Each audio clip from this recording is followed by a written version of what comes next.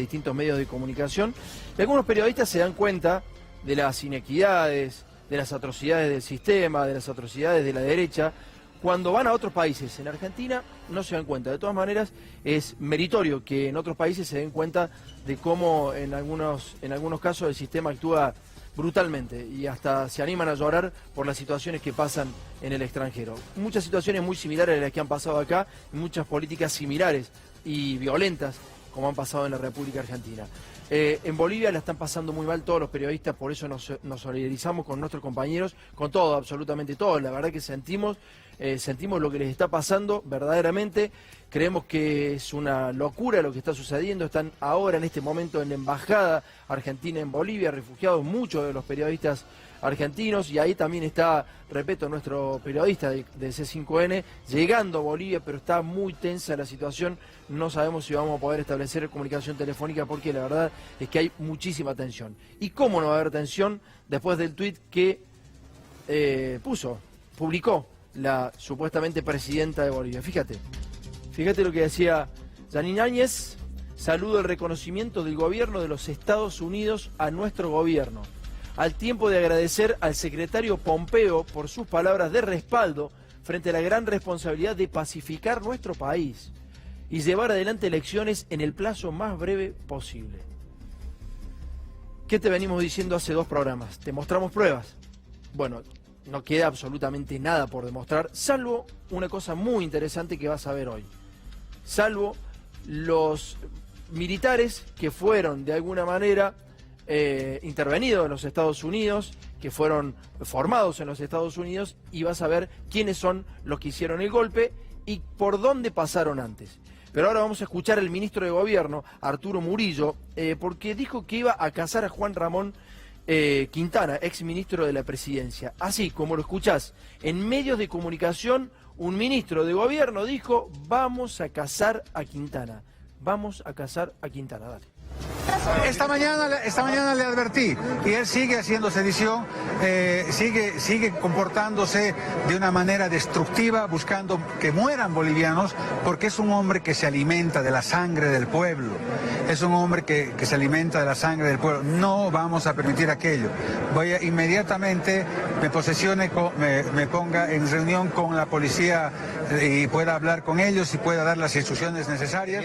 Vamos, por supuesto que tenemos datos, y todos los datos son absolutamente fidedignos. Vamos a ir a la cacería de Juan Ramón Quintana, porque es cacería. Ese es un animal que está matando gente en nuestro país. No lo vamos a permitir. Y en el medio fueron a la cacería de niños, en el medio fueron a la cacería de los negros. Esto es la grieta que se plantea en la Argentina, esto se da en todos lados, no solamente acá en la Argentina. Por eso cuando se habla de la grieta, quien más asusa y quien más hace que esa grieta se ensanche es los Estados Unidos. Es claramente así. Conviene que haya grieta. Acá no hay un político que vaya a poder pacificar y de alguna manera subsanar la grieta. No le conviene a ningún dirigente político, o por lo menos a alguno no le conviene, y mucho menos a Estados Unidos.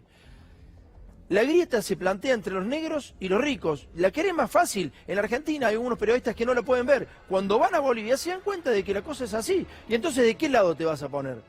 Del que está más desprotegido, del que está más sin armas, del que no tiene absolutamente ningún tipo de poder. Y te das cuenta claramente que el que tiene poder va a la casa del otro. Quintana, la verdad que lo que decía este ministro es, básicamente vamos a la casa de un exministro, pero vamos a la casa del que se cruce. Y han ido a la casa de niños. Ahora, ¿querés escuchar lo que dice la ministra de Comunicaciones de Bolivia? Públicamente, Roxana Lizárraga, públicamente en los medios de comunicación, mirá lo que decía. Y aquellos periodistas o pseudo periodistas que estén haciendo sedición, se va a actuar conforme a la ley. Se va a actuar conforme a ley.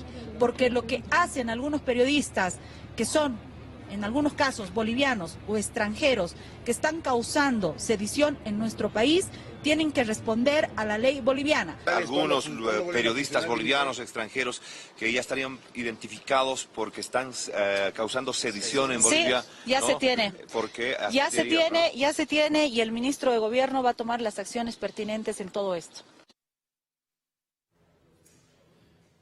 Escucharon eso, ¿no? Te están causando sedición y hay periodistas que le dan de comer a esta mujer que evidentemente no está en todos sus cabales. Sedición es el levantamiento de un grupo de personas contra un gobierno con el fin de derrocarlo. Alzamiento contra el orden jurídico. Un periodista argentino supuestamente va a ir a alzarse en contra del gobierno boliviano. ¿Esto es así? ¿Verdaderamente? Entonces esas personas van a ir todos presos. Y esto es lo que está pasando hoy, ahora, en este momento en Bolivia. Han salido corriendo los periodistas argentinos como si fueran delincuentes verdaderamente y se han refugiado en la embajada argentina en Bolivia. Están todos ahí, como si fueran verdaderos delincuentes. Y nuestro compañero, repito, que ha llegado a Bolivia, la verdad que no puede tomar comunicación con nosotros. ¿Estos son los tipos que pacifican? ¿Estos son los democráticos? ¿Esto es lo que felicita a Estados Unidos? ¿Tenía razón Estados Unidos? Entonces, ¿querían la democracia? Ahí está, esta es la democracia que querían. Esta es la democracia que querían. Fíjate lo que decía hoy un camarógrafo de Telefe.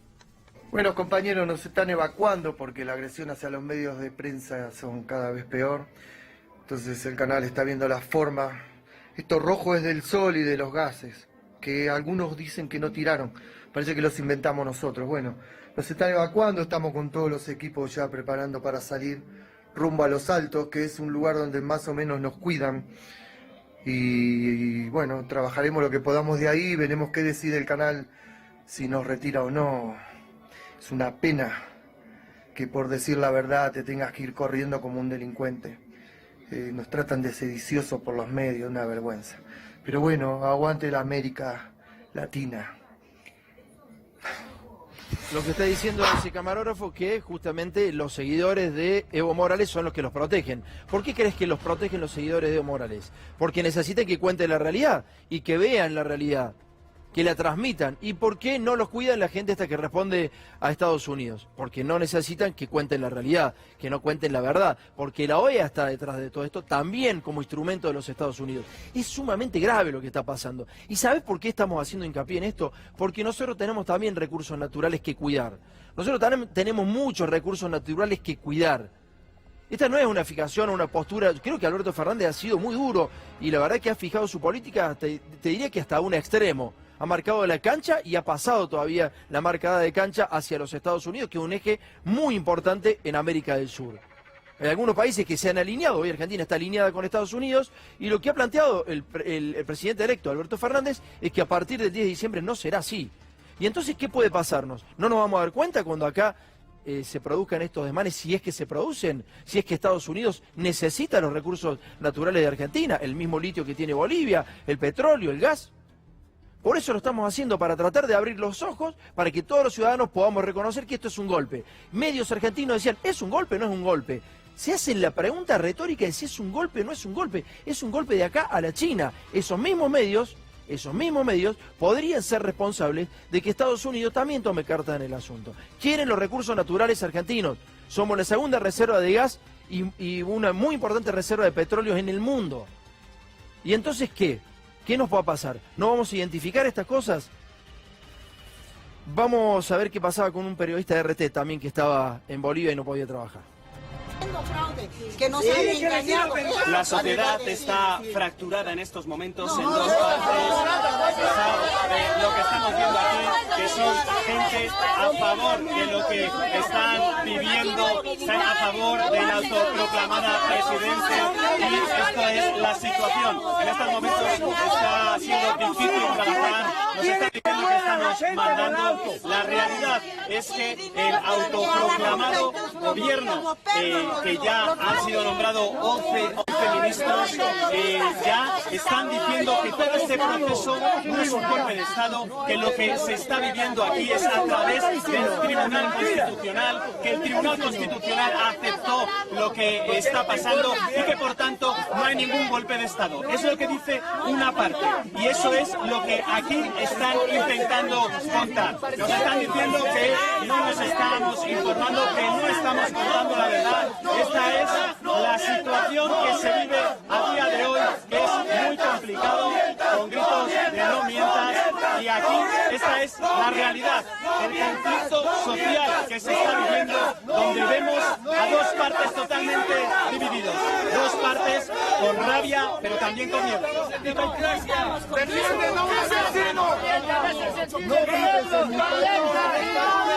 ¡No ¡Queremos paz!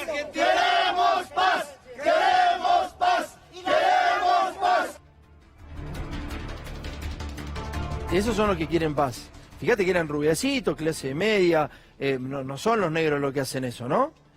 Pero digo, porque vamos a perdonar a la gente por si tienen el color de pelo un poco más claro, más oscuro, el tono de piel, si usan la huipala o usan la Biblia. Estamos verdaderamente jodidos. Esto decía el embajador argentino en Bolivia esta mañana con el Gato Silvestre. Embajador, de eso le quería preguntar, para dejarlo en claro, y le pido disculpas si tiene que abundar en algo que ya mencionó, pero para dejarlo en claro, nuestros colegas, los periodistas de todos los medios que están allí, primero, ¿tienen garantías para trabajar? Segundo, ¿usted recomienda que algunos colegas que están viajando vayan a Bolivia? Y por último, los periodistas que ya están trabajando allí, ¿los van a enviar de nuevo a la República Argentina o tienen seguridad para seguir trabajando? No. Yo hace 15 días en un medio de Salta dije, por favor, a los argentinos no vengan. Así, claramente. Y cuando digo argentino, a cualquier argentino. Porque es muy insegura la situación. Bolivia es un país especial, un país hermano, que yo quiero mucho. El boliviano es un pueblo trabajador. Ahora, cuando se enoja, es complicado. Y entonces, yo diría, sea medio prensa, sea no vengan. Y a los que están acá, si están por volver, tenemos que garantizar que puedan llegar a tomar el avión para volver. Durísimo, cuando estaban pensando en sacar a los periodistas de Bolivia, nuestro compañero Andrés Repetto ha llegado a Bolivia y evidentemente no podemos establecer comunicación. Lo raro de todo esto, en serio, digo, básicamente es que ha tomado Estados Unidos Bolivia, la gente de Estados Unidos está gobernando Bolivia y lo más raro de todo esto es que cada vez hay menos democracia. Cada vez hay menos democracia y lo más raro de todo esto es que todos los proyectos que tiene la CIA en América del Sur, todos terminan esos proyectos, esas fundaciones, con el nombre de democracia, más democracia. Lo que queremos es más democracia y lo que se ve es que hay menos democracia.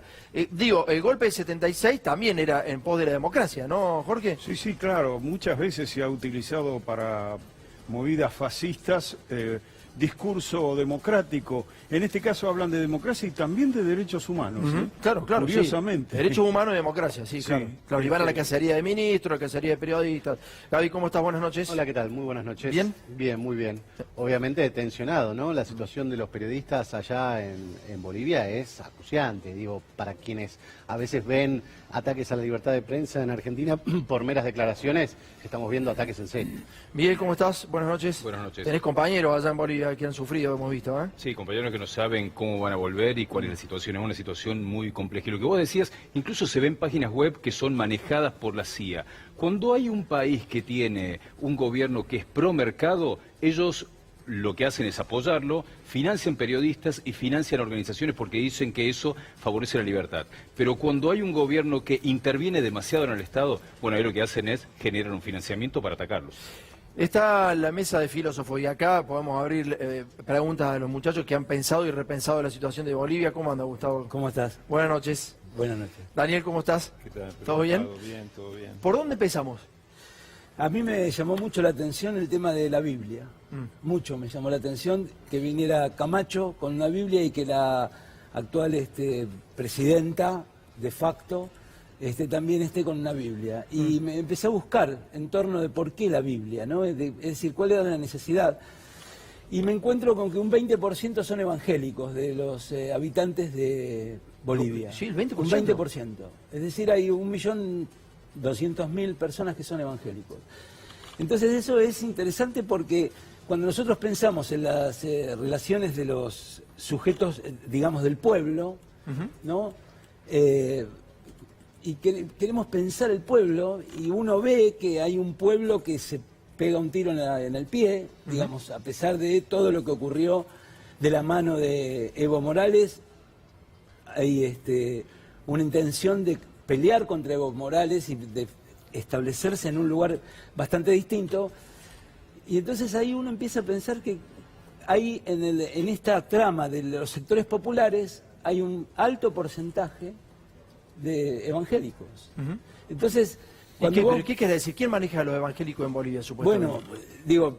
Porque es un símbolo muy marcado. Mostrar, por favor, Jorge, la verdad que siempre jugando con la Biblia. Sí, y la Biblia no Bolivia, católica, no la católica, sino la protestante, sí, claro, la protestante, cristiana, que muestran solamente la segunda parte de la Biblia, no muestran la Torá, sino que la segunda parte de la Biblia. Es un símbolo muy importante, ha sido un símbolo muy importante. Bueno, ¿no? y aparece como una suerte de enfrentamiento, como si fuese... la Edad Media, claro. ¿Viste? Donde se enfrenta, digamos, la imagen de Dios que en ellos es Jesús. No hemos evolucionado en eso, no nos hemos podido unir los argentinos, ni los bolivianos, ni la gente, ni el ser humano. No se ha podido unir los ricos con los pobres, porque los intereses son contrapuestos. Y la verdad es que el rico sabe cómo manejar el discurso para que el pobre entre en la... Bueno, y el pobre entra. Es decir, los sectores sí. populares están también hechos por sujetos que tienen un pensamiento vertical, claro, donde hay lucha contra los derechos de la mujer, donde hay un patriarcado establecido muy fuerte, y no solamente en Bolivia, también en la Argentina pasa eso. Daniel, ¿por dónde empezamos para vos esto? De acuerdo con lo que se está planteando, la Biblia está utilizada mediante el cisma religioso de la Reforma, y los evangelistas tiene una modificación respecto del mensaje fraterno de Cristo. De la fraternidad universal, los evangelistas se olvidaron. Es decir, vos te podés resolver tus problemas individuales, podés progresar si te esforzás individualmente. De lo colectivo, los evangelistas se olvidaron. Eso es por un lado. Y en segundo término, el mensaje fraterno de Cristo lo levanta el actual Papa desde el Vaticano, con mucha claridad, y el año que viene va a haber en Asís un encuentro mundial para la economía social en marzo por la fraternidad universal. Claro. La economía social todos sabemos que está por fuera del mercado, ¿no es cierto? Es decir, el Papa actual se está anticipando a varios problemas. Se está arriesgando mucho el Papa, la verdad que discursivamente es extraordinario lo que está haciendo. Ahora, los evangelistas, un sector de los evangelistas fue echado de Rusia este año y el año pasado, acusados de terroristas, es decir, están trabajando. O bien, bueno, en Estados Unidos también están aliados con otros sectores que son ultraderechistas y demás. No se puede decir, están fogoneando que las masas que han votado a esta gente actúen como fuerza de choque. Bien. Y esto lo trabajan bien los evangelistas. Bien, te vamos a mostrar, por favor, Jorge, si estamos por ahí para empezar a hablar de la Escuela de las Américas, porque te vamos a mostrar dónde fueron formados los tipos que han hecho el golpe en Bolivia. Este es un dato muy interesante. Vas a ver la cara de cada uno de los que fueron formados en Estados Unidos y que han dado el golpe. Pero primero quiero ver qué es la Escuela de las Américas. Contame qué es la Escuela de las Américas. Bueno, la Escuela de las Américas es un centro creado en 1946 en Panamá por el gobierno norteamericano. En ese momento estaban en control del Canal de Panamá. Para entrenar, para capacitar a militares latinoamericanos, pero en realidad es un centro que se ha creado para voltear gobiernos en América Latina y para promover líderes de derecha, derechistas militares, ¿no? Ahí está, la Escuela de las Américas es la escuela de terroristas. Cientos de miles de latinoamericanos han sido torturados, violados, asesinados, desaparecidos, masacrados y obligados a refugiarse por soldados y oficiales entrenados en la Escuela de las Américas. A lo largo de sus 56 años, la Escuela de las Américas ha entrenado a más de 61.000 soldados latinoamericanos en técnicas de combate, tácticas de comando, inteligencia militar y además técnicas de tortura. Jorge. Sí. ¿Quiénes pasaron por ahí argentinos? Una cosa muy interesante es contarte, por ejemplo, algunos argentinos egresados de la Escuela de las Américas. El general Roberto Viola, mira vos. El almirante Emilio Macera, el general Jorge Rafael Videla y el general Leopoldo Fortunato Galtieri, que antes de ser presidente dirigió uno de los centros de campos de concentración más grandes, más numerosos, con más desaparecidos de la Argentina. Todo eso fueron alumnitos de la Escuela de las Américas, digamos, ¿no? Exactamente, son todos egresados de la Escuela de las Américas, y entre esos 61.000 no argentinos, digamos, podés nombrar a Roberto Dabuizón, que es el líder de los escuadrones de la muerte de El Salvador. Podés nombrar al general Hugo Banzer, golpista y dictador de Bolivia. Podés nombrar al general Manuel Noriega del Panamá. Podés nombrar a una cantidad de militares que intervinieron en el asesinato del arzobispo Romero en El Salvador. La mayor cantidad de bibliografía, y esto es lo increíble que me lo decía recién Jorge, la mayor cantidad de bibliografía contra la Escuela de las Américas, en donde se forman los torturadores para América Latina, porque es así, viene de Estados Unidos. Los propios norteamericanos hablan de la Escuela de las Américas como un centro de tortura. Digamos. Hay una organización, America's Watch, que persigue y monitorea y denuncia la Escuela de las Américas. El senador, por ejemplo, Marty Meehan, de Massachusetts, dijo, si se hiciera una reunión de exalumnos de la Escuela de las Américas, se juntarían todos los infames, matones y malhechores del hemisferio. Bueno, vamos a ver quiénes son los que hicieron el golpe en Bolivia. Por favor, Jorge, pasemos al primer paño. Este señor se llama William Kaliman, jefe de las Fuerzas Armadas de Bolivia. Hace menos de un año había sido designado por Evo Morales, a quien el militar lo llamó mi hermano. Fue agregado militar en la Embajada de Bolivia en Washington. Fue el que intimó a Evo Morales a que renunciara. Y por favor saquemos el graf. Jorge, graduado de la Escuela de las Américas.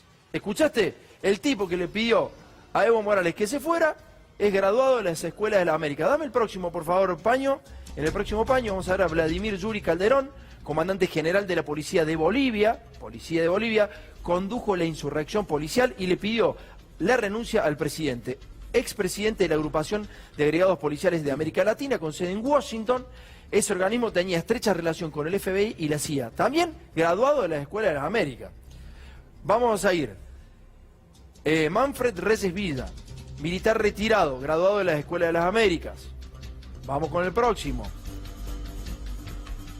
Estos cuatro. Remberto Siles Vázquez, Julio César Maldonado Leoni, Teobaldo Cardoso Guevara y Oscar Pachelo Aguirre, todos egresados de la Escuela de las Américas. Es tan siniestra la fama de la Escuela de las Américas, incluso en Estados Unidos, que en 1984 el presidente Jimmy Carter la cerró. Salieron además de Panamá, pero años después Ronald Reagan la reabrió. Y en el año 94... ¿Ronald Reagan reabrió la Escuela de las Américas? Reabrió la Escuela de las Américas. ¿Te puedo parar ahí un segundito? Sí. Para escucharlo, Ronald Reagan. ¿Está Jorge ahí? ¿Me estás escuchando? El tape de Ronald Reagan, por favor, si lo tenemos para escucharlo, cuando él anticipaba que había un brazo no armado de la CIA que financiaba en los distintos países. Te mostramos la plata que pusieron en Argentina, en Brasil, en Cuba, en Venezuela. Ayer te mostramos absolutamente todo. Pero te acaba de decir Jorge, la cierra la Escuela de las Américas, esta escuela de tortura, Jimmy Carter, viene Ronald Reagan y la abre. Fíjate lo que decía Ronald Reagan respecto a la CIA y la USAID, ese brazo no armado de la CIA que financia golpes de Estado. Dale. It's good to have you all here to help celebrate the launching of a program with a vision and a noble purpose. The National Endowment for Democracy. This program will not be hidden in shadows. It'll stand proudly in the spotlight, and that's where it belongs.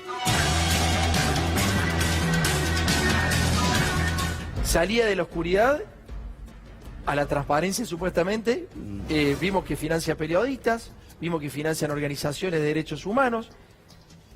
Eso hacía Ronald Reagan, pero ahora escuchá lo que decía Evo de la misma institución. Escuchá lo que decía Evo de la misma institución. ¿Y cómo terminó Evo? Hemos decidido expulsar a USAID de Bolivia. Nunca más USAID que va manipulando, que va utilizando a nuestros hermanos dirigentes.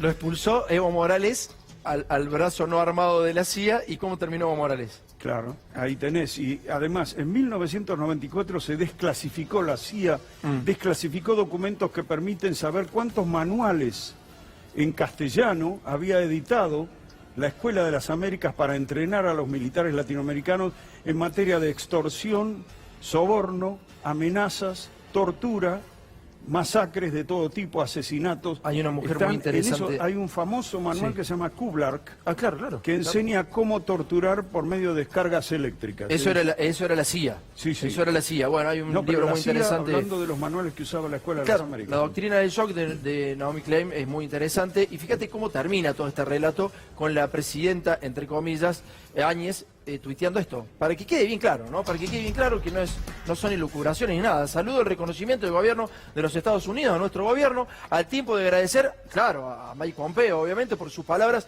de respaldo frente a la gran responsabilidad de pacificar a nuestro país y llevar a las elecciones en el plazo más breve posible. Pacificar, y salen dos animales que supuestamente son ministros de Bolivia a decir que van a cazar a otro ministro, y otro dice que a los periodistas los van a meter presos por sedición.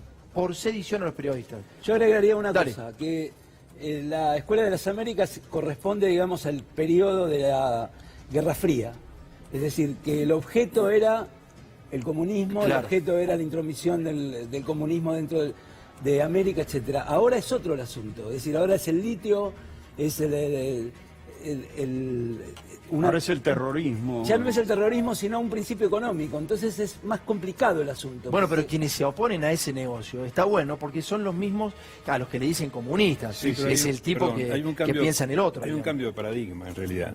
Este golpe en Bolivia tipifica una metodología novedosa, diferente, que ha sido que triunfó. El primer paso del golpe lo da la masa que, gracias al sufragio universal, esta gente había acumulado.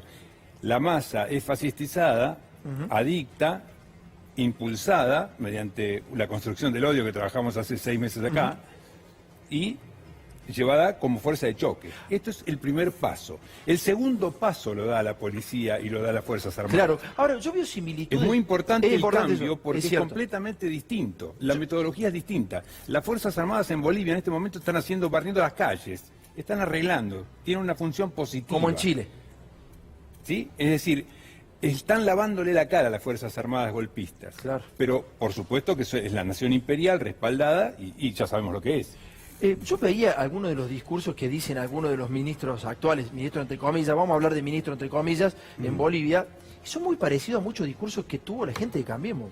Sí, a ver, si pensamos en algunos discursos que tuvo Patricia Bullrich, en algunos discursos que dio el propio presidente Mauricio Macri, que mandaba a algunos de sus tipos a decir barbaridades, y uno la identificaba como barbaridades. Identifica esos mismos discursos en estas mismas situaciones, digamos, ¿no? Sí, como matrices que funcionan siempre desde la derecha para enfrentar la protesta popular, los líderes, los gobiernos populares. Hay como matrices en todo eso. Importante es saber que hay una escuela del crimen y el golpe, y que es una escuela institucional manejada por el gran imperio del norte, digamos. Sí, Miguel.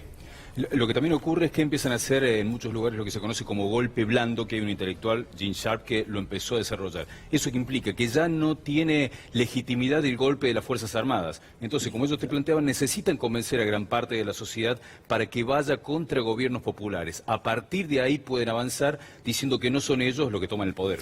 Me parece que en las sociedades donde hay ideología, donde la ideología ha sido reforzada, es más difícil hacer ese tipo de golpes. Es mucho más fácil hacerlo quizá en sociedades en donde se han sacado la ideología o a uno le da como vergüenza decir a dónde pertenece, digamos, ¿no? Nos vamos a Bolivia con Iván Maldonado, ahí está el periodista de Bolivia TV, que justamente entraron, irrumpieron el canal de televisión y lo tomaron. ¿Me escuchás? Los democráticos tomaron medios de comunicación. Uno de esos medios de comunicación donde trabaja Iván. Iván, ¿cómo estás? Buenas noches. Hola, ¿qué tal? Un gusto, un saludo desde Bolivia. Evidentemente acá en nuestro país se están viviendo días muy difíciles en todo nivel, lo que tú decías hace algunos instantes atrás de lo que ha sucedido con los medios estatales, este pasado sábado 9 de noviembre, marca una historia que no se le ha vivido y al momento podemos decir ni en las dictaduras más duras que hemos tenido en Bolivia, por la forma en la que se está actuando. Por ejemplo, el 9 de noviembre, gente muy violenta no solamente llegó hasta las instalaciones donde está la radio pública y el canal estatal, sino que empezaron a amenazar por teléfono a la gente, a los trabajadores que estábamos en ese momento cumpliendo una labor periodística de información, como manda nuestra Constitución, Iván, política del Estado, el derecho. Sí. No, te quería preguntar, o sea, el medio donde vos trabajabas, Bolivia TV, no podés trabajar, está tomado. Bueno, lo que pasa es que eso ha sucedido hasta el día de ayer, porque luego ya sacaron las cadenas, estaban encadenadas las puertas, lo más grave ha sido la amenaza, porque amenazaron a todos los trabajadores con desalojarnos por la fuerza, incluso nos dijeron que corría riesgo nuestra vida si es que no poníamos películas y música en la radio. ¿Cómo es eso, Iván? Una amenaza muy dura. ¿Cómo es eso, Iván? O sea, no pueden transmitir la realidad, sino que tienen que poner música y películas en la radio y en la tele. Películas. Primero querían que apaguemos el del éter que saquemos la pantalla, que se apague totalmente la señal, tanto de la radio como del canal. Nosotros dijimos que eso no era posible. Y nos dijeron entonces la única manera de que puedan salir sin ningún problema de esas instalaciones, y les vamos a garantizar, es que pongan películas y música. ¿Se puede saber qué tipo de película, Iván? ¿Qué tipo de películas piden que pase? No, películas que distraigan a la gente, ¿no? Que la saquen del entorno informativo. Claro. Es lo que nos decían. ¿Y quién le dijo eso? Algo que realmente es paradójico, pero vino después de la amenaza, porque la amenaza estaba acompañada de gente muy violenta afuera, Iván, que quería ingresar hasta las instalaciones y nos amenazaban con que nos iban a golpear y quién sabe qué cosas más. te hago una pregunta. ¿Quién les dijo a ustedes que tenían que pasar películas que recreen a la gente? ¿Quién fue el que bajó el mensaje? Llamó una persona que decía que era representante del comité de movilizados. Ajá. Tenemos la grabación. En algún momento yo se los voy a mandar para que ustedes la puedan retratar. Claro, sería bueno. Yo se las puedo pasar la grabación. Y ahí dice, soy el representante del comité de movilización. Bien. Queremos decirles que si no apagan la radio y la televisión, la gente se va a entrar y corre riesgo su vida. Bien. Así que mejor apaguen. Una amenaza frontal, directa, que indudablemente motivó que la gente que estábamos en ese momento en los medios tuviéramos que bajar, y en medio de la gente que nos gritaba, nos insultaba, nos decía de todo, tuvimos que dejar las instalaciones y luego las cerraron, pintaron, echaron un montón de cosas ahí en la puerta y le pusieron candados. Iván, y eso recién se pudo reponer el día de anteayer. muchas gracias por habernos atendido. Sí, Te mando un abrazo. Muchas gracias por habernos atendido. Un gran abrazo. Abrazo grande. Un gran abrazo. Bueno, cerramos la mesa de Bolivia. Es muy grande el motín, es muy grande, porque todo lo que está pasando es porque hay algo que están queriendo, que es muy grande, no es pequeño, no es una cuestión reducida. Mucha plata. Bueno, viste, es el litio, ¿no? O lo que sea, pero digamos... El litio, el gas y el petróleo. Bueno, el gas eso, es una cuestión cosita. económica. Acá está en juego el valor del sufragio universal. Las minorías insurrectas por esta gente, antinacionales, elitistas, que buscan un privilegio sectorial, están tomando el poder. Esto es un nuevo paradigma. Exactamente. Muchas gracias a los dos por haber venido. De nada. Cambiamos de tema, nos metemos en el arrepentido bomba, por favor, vamos.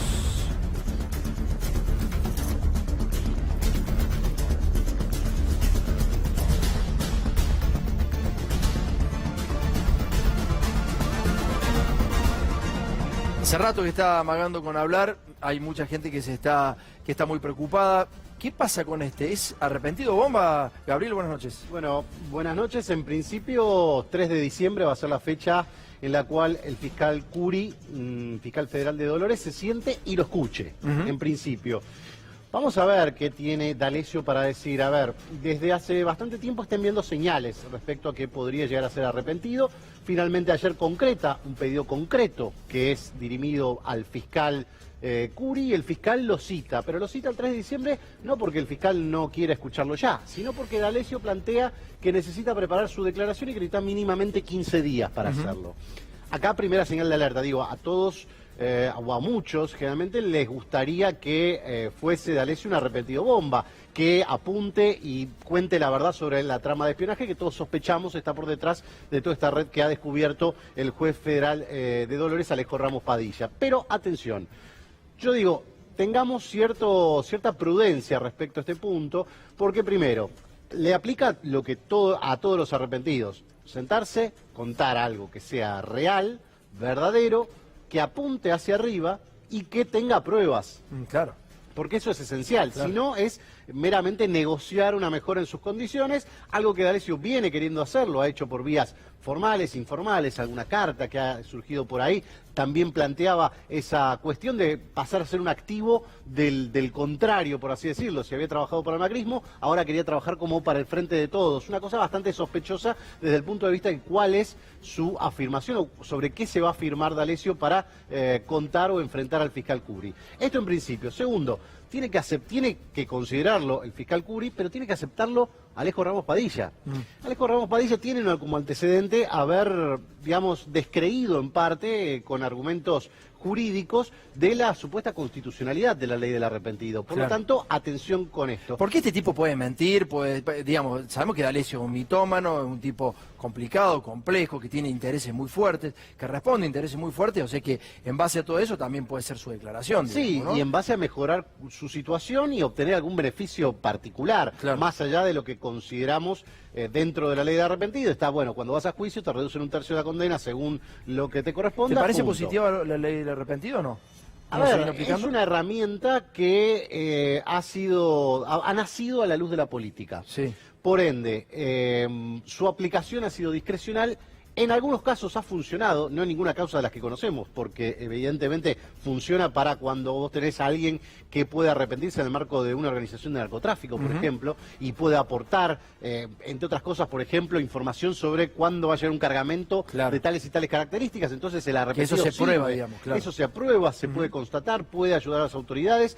En definitiva, el espíritu de la norma no es malo. Algunos dicen la ley de arrepentido en realidad es la ley del buchón. Porque sería una cuestión que la justicia tiene que alcanzar por vías independientes, es decir, no puede apoyarse en que alguien de la organización se quiebre. Acá hay una discusión que es más teórica y más jurídica y puede ir por otro lado. ¿Por dónde puede llegar a ir D'Alessio en su declaración que sirva, que sea música para los oídos de quien quiere escuchar? En principio de Patricia Bullrich, establecer cuál es el nexo de su trabajo con respecto a lo que era el Ministerio de Seguridad.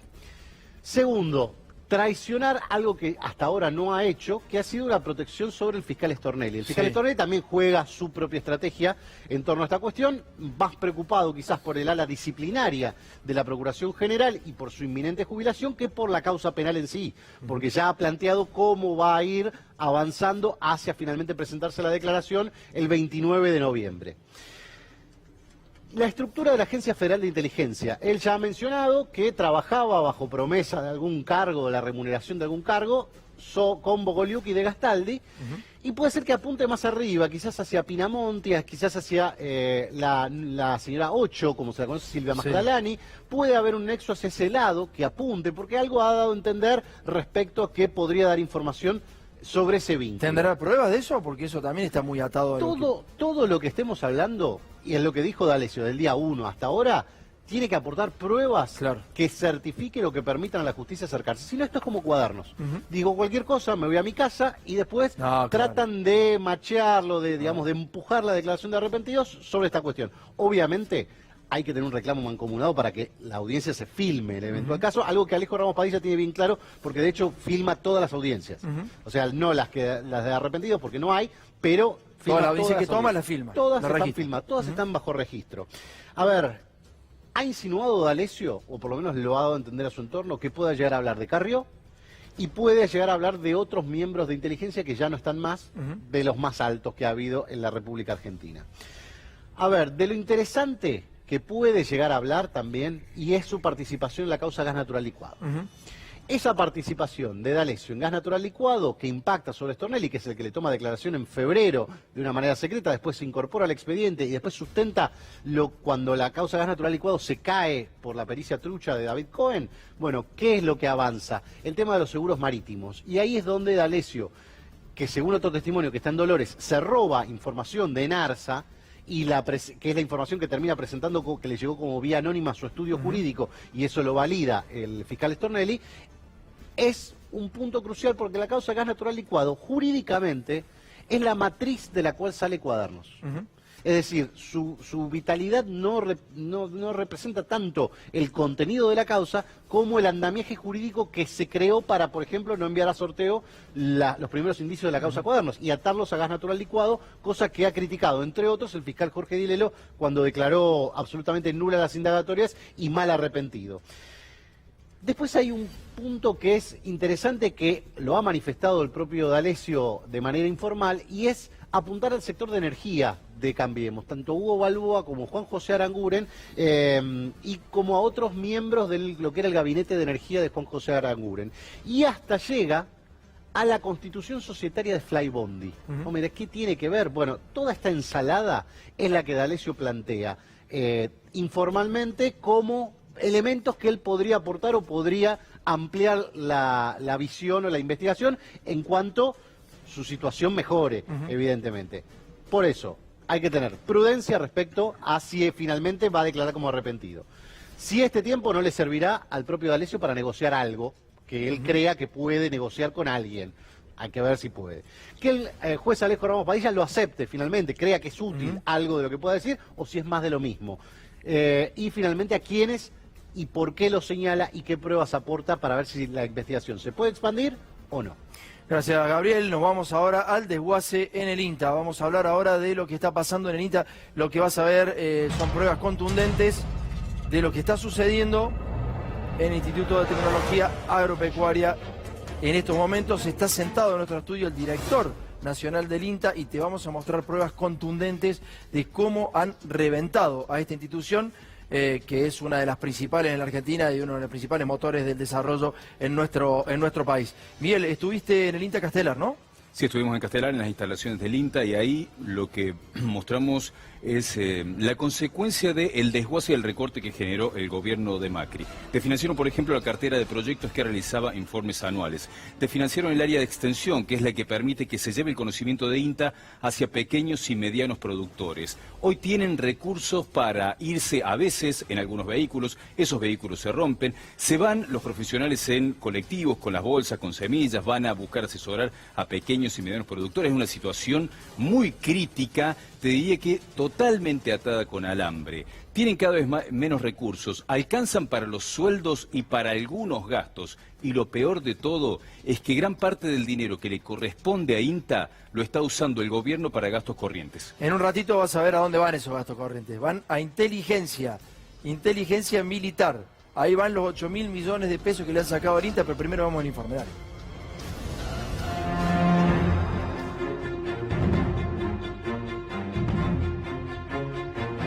¿Cómo es el recorte que hizo el gobierno en INTA y cuáles son las consecuencias? Mirá, desde el 2015 nosotros para estar al nivel de esa situación necesitaríamos casi más o menos 2.500 millones de pesos más. Estamos con un presupuesto que es a toda luz insuficiente. Si uno tiene en cuenta que hay tres aspectos centrales para desarrollar la ciencia y la tecnología en un país, que podríamos decir que es una formación continua de los recursos humanos de la institución, tener equipamiento, maquinaria y además tener financiamiento para la compra de insumos, yo te diría que los tres aspectos fueron seriamente comprometidos por el financiamiento de ciencia y técnica que sufrió la Argentina en los últimos años. Este en realidad es un laboratorio compartido por tres grupos diferentes. Ustedes pueden ver por estas tiritas de cinta de papel, se dividen los espacios de cada uno de los becarios o investigadores que hay. Además hay muchos materiales que no tenemos. Esta pipeta que ustedes ven acá son el elemento esencial. No alcanzan las que tenemos. Cada becario tendría que tener 3. Sí, debe haber 6 para 5 becarios, una cosa así. En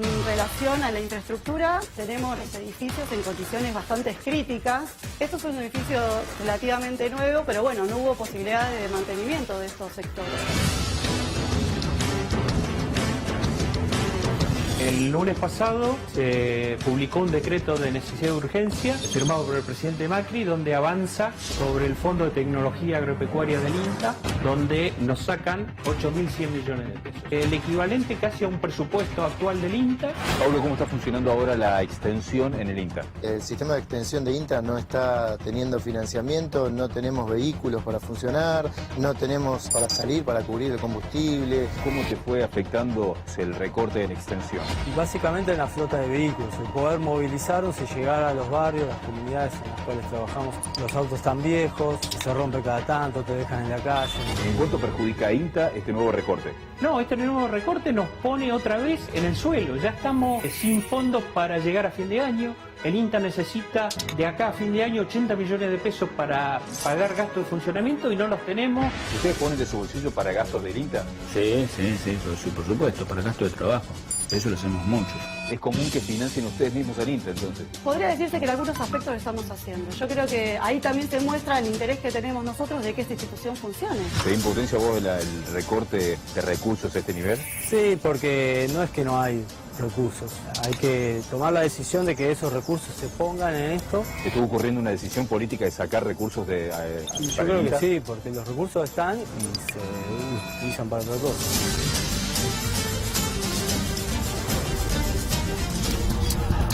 Bueno, vamos a repasar a dónde fueron esos recursos. También acá está la deuda externa. Fíjate el decreto en donde habla justamente de los recursos de vivienda y de INTA, a dónde terminan yendo. Por favor, pongamos el paño.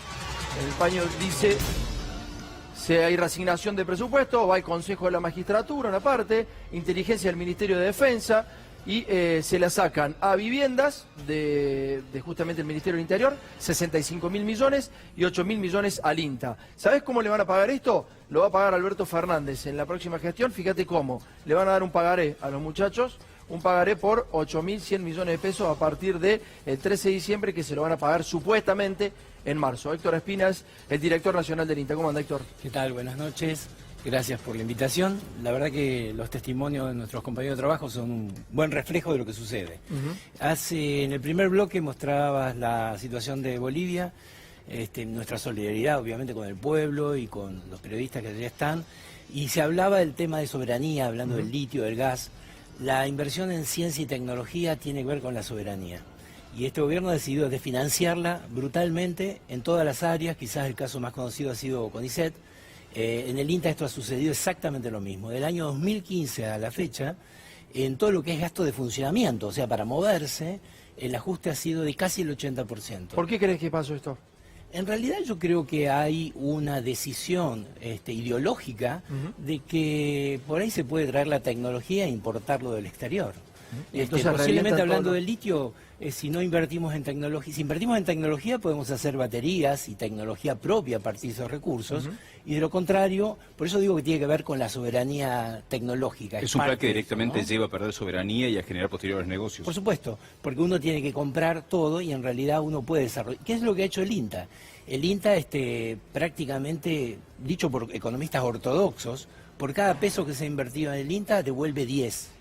Ahora, en actividades sustantivas el ajuste ha sido del 91%. Por eso en los últimos 2 años, para proyectos de investigación y de extensión del presupuesto, 0 pesos. Excepto en este último mes, que entró una partida de 20-30 millones. En los últimos 2 años fueron los primeros pesos que fueron a la cartera de investigación y de extensión del INTA. ¿Y la gente del sector agropecuario no les dice nada? ¿No han levantado la voz por esto? Bueno, hay algunos sectores campesinos y algunos sectores que han acompañado algunos reclamos, pero seguramente necesitamos más acompañamiento. Los grandes productores no, solamente los campesinos. No con la suficiente fuerza, ¿no?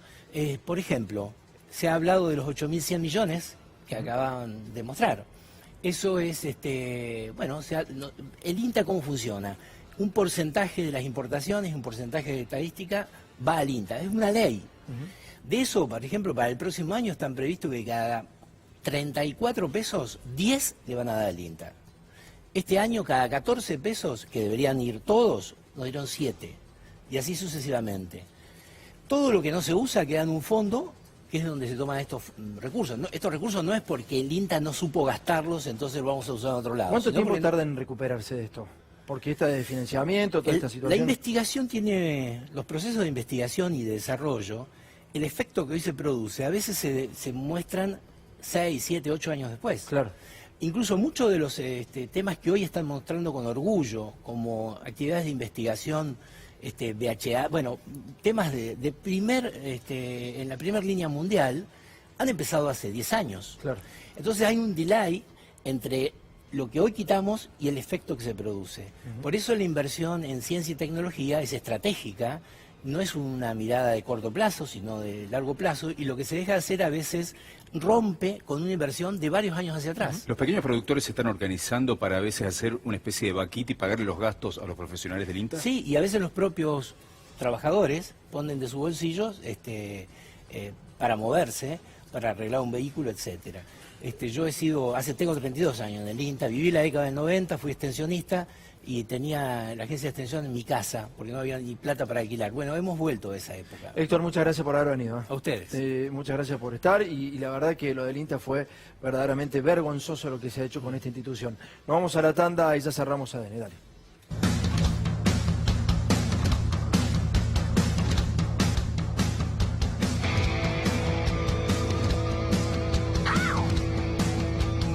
Bueno, nos estamos casi que despidiendo. No sé qué va a pasar este fin de semana en Bolivia y en Chile. Se han recrudecido los conflictos constantemente. Viste que uno dice por ahí esto va a parar. No para más, Jorge, ¿no? Hablando antes de la similitud de los discursos, ¿no es cierto?, en distintos países. Yo pensaba, Cristina 12 años, el kirchnerismo, mejor dicho, 12 años en el poder, con políticas distributivas, Evo 14 años en el poder, Lula un periodo también muy largo. Creo que eso emblocó, cohesionó al bloque de poder para reaccionar como lo está haciendo hoy, ¿no? Hay un sentimiento de amenaza que los juntó como no había sucedido anteriormente. Es muy probable eso. Nos vamos a Chile y fíjate las imágenes de tortura en plena calle. Esto está pasando en Chile también, donde dice que hay democracia. Dale.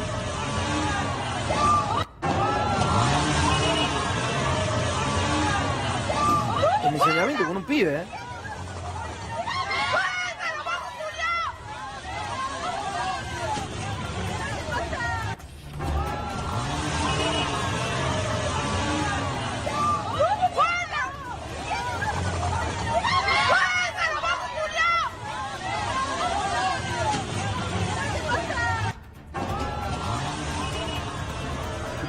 Son niños.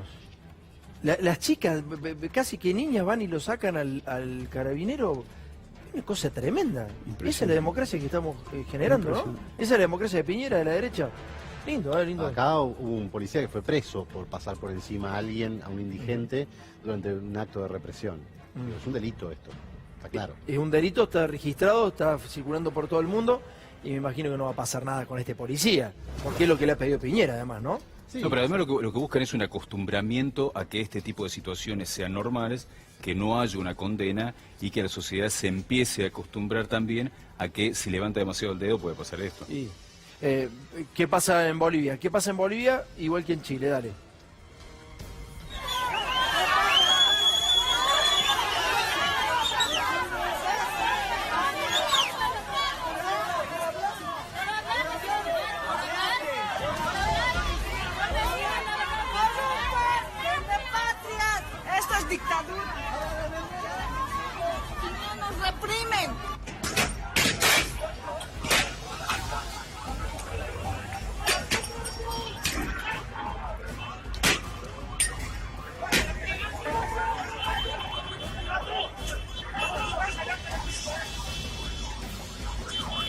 Yo digo, ¿cómo no van a querer expulsar a los periodistas, no? Si tantas no es cámaras... un golpe, ¿no? No es un golpe. No, eso no es un golpe, no.